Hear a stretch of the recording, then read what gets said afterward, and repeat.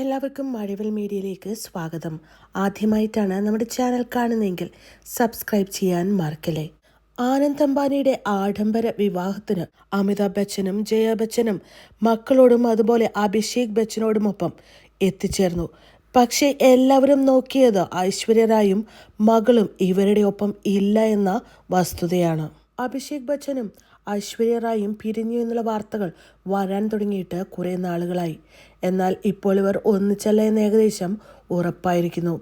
കാരണം അമിതാഭ് ബച്ചനും ജയ ബച്ചനും ഒപ്പമാണ് അഭിഷേക് ബച്ചൻ ആനന്ദ് അംബാനിയുടെ വിവാഹത്തിന് എത്തിയത്. എന്നാൽ അമിതാഭ് ബച്ചന്റെ കുടുംബത്തോടൊപ്പമല്ല ഐശ്വര്യയും ആരാധ്യയും വിവാഹത്തിനെത്തിയത്. ഇതിൽ നിന്നും ഏകദേശം പ്രേക്ഷകർ ഉറപ്പാക്കിയിരിക്കുകയാണ് ഐശ്വര്യയും ആരാധ്യയും ഇപ്പോൾ അഭിഷേക് ബച്ചന്റെ ഒപ്പമല്ല താമസം എന്നത്.